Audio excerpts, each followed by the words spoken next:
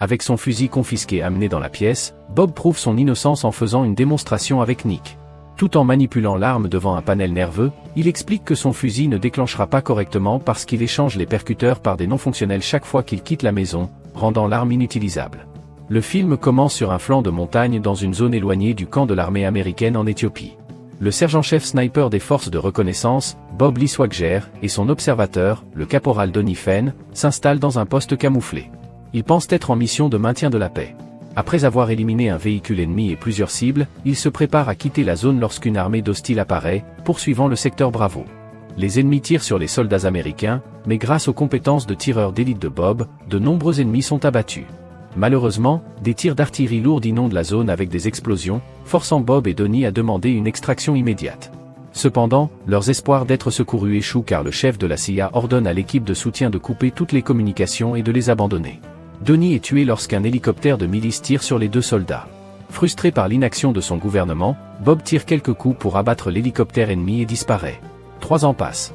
Bob prend sa retraite dans une cabane en rondin avec son chien, Sam, isolé quelque part dans les montagnes du Wyoming.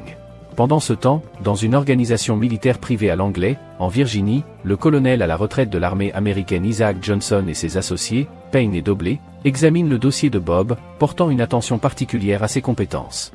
Ils rendent visite à Bob un après-midi, bien qu'il soit réticent, n'ayant pas été actif dans le service depuis longtemps. Le colonel Johnson parle avec lui en privé dans son chalet pour lui dévoiler une mission sensible impliquant une tentative d'assassinat contre le président, basée sur des informations qu'ils ont récemment découvertes. En raison de son expertise dans les affaires de contre-espionnage, le colonel estime que Bob est le choix parfait pour déceler les points d'intérêt du tireur à travers les États-Unis, où le président doit organiser des événements. D'abord hésitant, Bob veut y réfléchir, mais s'enthousiasme lorsque le colonel lui laisse les informations et lui demande de le contacter s'il souhaite reprendre du service. Dans les jours suivants, Bob se prépare pour la mission en testant la distance qu'un tir de fusil de sniper devrait parcourir pour atteindre le président. Avant de quitter sa maison, il stocke ses fusils dans son atelier et appelle un ami pour s'occuper de son chien. Finalement, Bob voyage dans différents États pour déterminer où et comment la tentative d'assassinat sera probablement menée. Il déduit que cela se produira à Philadelphie, et il rencontre l'équipe de Johnson pour expliquer les détails techniques et les précautions à prendre pour empêcher le tir. Johnson est ravi de ses efforts et lui propose de se rendre à l'événement pour agir comme observateur. Le jour arrive, et Bob accompagne le colonel et son équipe dans un lieu tenu secret, mis en place par un officier de police local. Il surveille la situation en contrebas, prenant note de la scène où le président et son invité, l'archevêque éthiopien Desmond Mutombo, doivent prendre la parole. Alors que Bob les avertit d'agir immédiatement pour empêcher le président de monter sur scène, le policier local lui tire dessus. En même temps, un tireur embusqué ailleurs abat l'archevêque. Bob tombe de la fenêtre et tente de s'échapper malgré de graves blessures. L'équipe de Johnson s'enfuit, en plantant le fusil et les munitions de l'ancien soldat dans la pièce pour l'incriminer. Bob s'enfuit de la scène, immobilisant à contre-cœur le jeune agent du FBI Nick Memphis en lui disant qu'il est innocent. Il vole ensuite son véhicule et s'enfuit, tandis que les voitures de police et les unités du FBI se dispersent et le recherchent. Le soldat, faisant preuve de rapidité d'esprit, entre dans un lave-auto automatisé pour se cacher, tandis qu'il se met sur le siège arrière pour récupérer des premiers soins et panser ses blessures. Après cela, il retourne dans les rues, et une autre longue course-poursuite commence jusqu'à ce qu'il soit acculé près d'une rivière. Visiblement entouré par les forces de l'ordre, Bob met la voiture en marche arrière et la noie dans la rivière. Il s'échappe en montant à bord d'une barge qui le conduit de l'autre côté de la rivière, où il vole un vieux van pour continuer à échapper à la police. Les informations sur la tentative d'assassinat passent à la télévision, où les agents du FBI, dont Nick, voient que Bob a été formellement identifié grâce aux caméras de surveillance. Plus tard, le jeune agent est convoqué par l'agent du FBI Howard Purnell pour sa performance embarrassante lors de l'incident.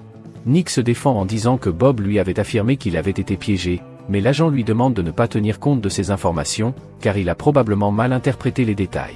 À la tombée de la nuit, Bob entre dans une épicerie locale, mais coupe le courant pour que le propriétaire ne voie pas son visage pendant qu'il achète des provisions.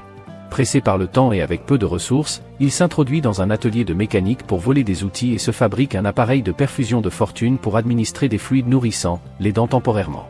Pendant ce temps, au siège du FBI, Nick reçoit un appel urgent de la propriétaire du magasin, suspectant que Bob est passé chez elle.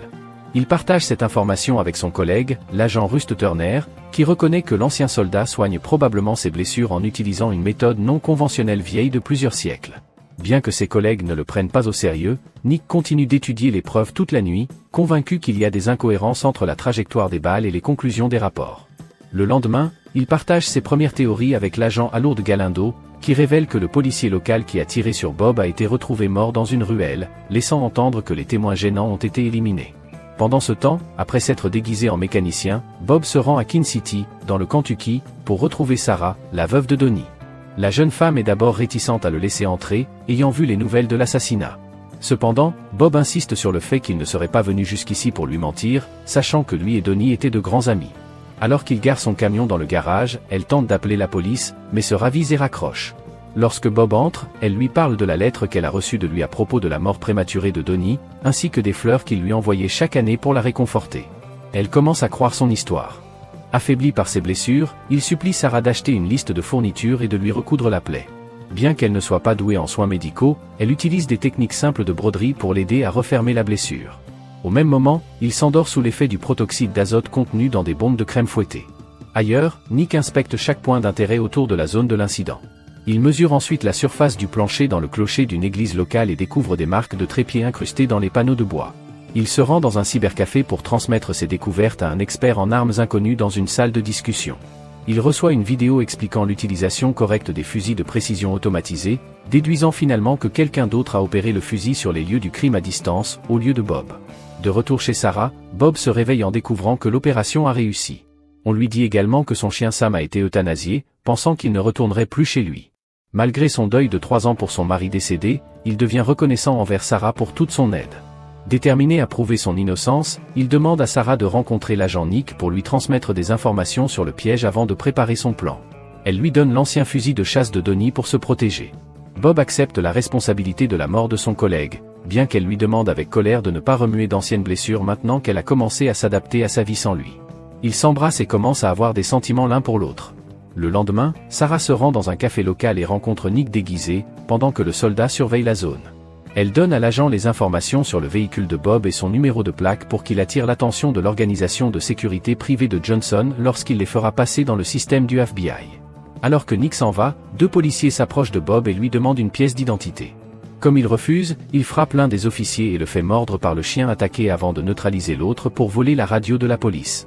Plus tard, après que Nick a tenté de vérifier les plaques dans la base de données, il demande à Ali de l'aider, car son niveau d'accréditation ne lui permet pas d'accéder à ces informations. Bien qu'hésitante, elle révèle que seule l'ASA est capable d'obtenir un accès de niveau Delta et que les enregistrements de l'événement ont été fortement modifiés par une agence inconnue. Pendant ce temps, Johnson et son équipe prennent pleinement conscience de l'interférence de l'agent débutant dans leurs affaires, et le colonel promet de s'en occuper. Plus tard, Nick est kidnappé sur un pont et emmené dans une marina secrète pour être brutalement battu afin de lui soutirer des informations sur Bob. Comme il refuse de coopérer, il est placé sur un dispositif métallique qui le forcera à se tirer une balle dans la tête. Des coups de feu sont tirés de toutes parts, tuant tous les agents. Bob avance lentement vers Nick et le libère, bien que l'agent soit mécontent d'avoir servi d'appât pour attirer les voyous. Il demande à Bob de prouver son innocence légalement, mais le soldat sait qu'il y a des pouvoirs corrompus en jeu, capables d'étendre leurs opérations en quelques années tout en échappant entièrement à la loi. Sentant qu'il a compromis sa position au FBI, Nick accepte d'aider Bob dans son plan de vengeance. Pendant ce temps, Johnson et ses collègues découvrent Sarah, car ils apprennent que Bob lui envoyait des fleurs chaque année. Johnson est prêt à l'utiliser comme levier et ordonne à Payne de prendre un jet, de se rendre dans le Kentucky et de l'enlever. Ailleurs, Bob et Nick roulent jusqu'au Tennessee pour rencontrer Monsieur Rat, un expert en armes à feu. Ce dernier leur explique qu'à travers une technique appelée pepper patching, il est possible qu'une balle soit tirée d'un fusil tout en donnant l'impression qu'elle provient d'un autre. Bob réalise alors que la balle provenait d'une boîte de ragoût sur laquelle il avait tiré lors d'une séance d'entraînement une semaine avant l'assassinat. L'expert révèle également qu'il n'existe qu'un seul autre sniper encore en vie capable de réaliser un tel exploit, à part Bob. Il donne alors le nom de MOS Shack, dont la description correspond au collègue de Johnson, Michael Shandor, qui est en fauteuil roulant. Nick appelle ensuite Hard pour qu'elle enquête sur le passé de Shandor, y compris sur la maison où il réside actuellement en Virginie. Ailleurs, Johnson anticipe cela et ordonne à Shandor d'agir comme appât pour Bob. Il se rend ensuite à Washington pour rencontrer le sénateur Charles Mehom, qui lui demande d'organiser l'équipe de tueurs de la mission en Éthiopie pour éliminer Bob. De retour au Kentucky, les hommes de Johnson font irruption chez Sarah. Bien qu'elle tue l'un d'eux avec son fusil de chasse, Payne la capture. Le lendemain, en Virginie, Bob et Nick, qu'il a formés comme observateurs, se préparent à attaquer la propriété de Shandor. Ils éliminent chacun des mercenaires qui gardent la maison. Une fois Bob à l'intérieur, il accule Shandor, qui lui révèle que Johnson travaille en étroite collaboration avec le sénateur Mehom, à la tête d'une société qui exploite des ressources économiques, notamment dans des pays sous-développés comme l'Éthiopie. Au fil de leur conversation, l'équipe de tueurs envoyée par Johnson approche lentement de la zone. Shandor, rempli de remords, ajoute que l'archevêque était la véritable cible de l'assassinat en raison de son opposition aux atrocités commises dans son pays, l'Éthiopie, par l'organisation privée, comme l'extermination d'un village local pour faire place à un pipeline pétrolier. Bob est horrifié lorsqu'il découvre qu'il avait, à son insu, fourni une couverture aux meurtriers des villageois lors de sa mission en Atria, des années auparavant. Après avoir révélé que Sarah avait été enlevée, Shandor se tire une balle dans la tête. Bob commence à combattre les soldats tandis que Nick active leur piège, une bombe artisanale et du napalm. Après avoir éliminé les autres soldats restants, Bob s'échappe du domaine pour rejoindre Nick. Malheureusement, un hélicoptère arrive et commence à leur tirer dessus, ravivant les souvenirs de la mission en Atria. Le duo prend la fuite tout en étant poursuivi. Nick court dans un champ pour tenter de détourner l'hélicoptère pendant que Bob tire sur le réservoir de carburant pour le faire exploser. Après avoir échappé, ils se rendent dans le Montana, où Bob organise une rencontre avec Johnson et le sénateur Meeum dans les montagnes enneigées du Montana, tout en demandant à Nick d'informer le FBI. Bob propose au colonel un échange, récupérer Sarah contre la confession enregistrée de Shandor au sujet du massacre en Éthiopie. Le lendemain, les responsables corrompus arrivent les premiers au lieu de rendez-vous, accompagnés de Sarah, prisonnière. Un homme masqué, supposé être Bob, apparaît au loin et marche lentement vers eux. Soudain, une équipe de snipers cachés tire sur lui et il s'effondre dans la neige. Heureusement, il s'agit d'une ruse imaginée par Bob, et l'homme abattu est en réalité Nick, qui portait une protection métallique sous sa veste. Après avoir abattu tous les snipers et tué Payne, Bob libère Sarah tandis que Nick désarme les responsables. Simultanément, le FBI reçoit une lettre de Nick décrivant la rencontre, ce qui les pousse à se rendre immédiatement sur les lieux. Ensuite, une Sarah en colère prend l'un des pistolets et tire à plusieurs reprises sur le cadavre de Payne avant que Bob ne l'arrête pour la réconforter. Il se tourne ensuite vers le sénateur Meeum, qui lui propose un emploi en lui rappelant que sa corruption est profondément enracinée dans le système politique. Réalisant que l'enregistrement pourrait le faire tuer, Bob décide de le brûler. Le sénateur et Johnson savourent temporairement leur victoire alors que le FBI arrive pour arrêter Bob. Plus tard, Bob est autorisé à se défendre lors d'une réunion privée avec l'avocat général Russet, des membres du FBI et le colonel Johnson, qui est réticent à participer à la discussion. Avec son fusil confisqué amené dans la pièce, Bob prouve son innocence en faisant une démonstration avec Nick. En manipulant l'arme devant un panel nerveux. Bob explique que son fusil ne peut pas tirer correctement, car il remplace toujours les percuteurs par des modèles non opérationnels lorsqu'il quitte son domicile, le rendant ainsi inutilisable. Malgré les preuves qui établissent l'innocence de Bob, le colonel Johnson reste inflexible, refusant que la faute lui soit attribuée. C'est alors que Nick dévoile des photographies au procureur général, montrant le massacre en Éthiopie orchestré par l'organisation du colonel. Bien que cet acte ignoble ait visé les minorités africaines, Russet, le procureur, ne peut inculper ni Johnson ni Meeum pour des crimes commis en dehors de la juridiction américaine. Tandis que le colonel quitte la salle, il méprise Bob et savoure une nouvelle victoire pour lui-même. Le procureur général libère l'ancien soldat, laissant Bob envisager que des moyens extrajudiciaires pourraient être nécessaires pour lutter contre la corruption. Bob, insatisfait du verdict, commence à réfléchir à une manière de se venger. Quelque temps plus tard, dans le chalet du sénateur corrompu, ce dernier, Doblé, et Johnson sont de bonne humeur. Ils célèbrent leur échappée à la justice et se vantent de savoir manipuler la vérité à leur avantage, tout en consommant des boissons. Le sénateur donne des ordres à Johnson, lui demandant de préparer une nouvelle mission pour réprimer une révolte locale en Équateur, que le colonel pense pouvoir régler sans difficulté. Soudain, un garde tombe du balcon et des coups de feu résonnent tout autour du périmètre, tuant Johnson. Bob apparaît dans l'embrasure de la porte, éliminant les derniers gardes avant de tuer un Doblé repentant. Le sénateur Meeum, furieux, rappelle à Bob son autorité, lui disant qu'il serait désastreux pour lui de tuer un sénateur américain de sang-froid. Néanmoins, Bob lui tire dessus à bout portant et place son arme dans la main de Johnson, maquillant la scène pour faire croire que Johnson est le coupable. Avant de partir, Bob détruit la valve de gaz, déclenchant une explosion qui fait sauter toute la maison.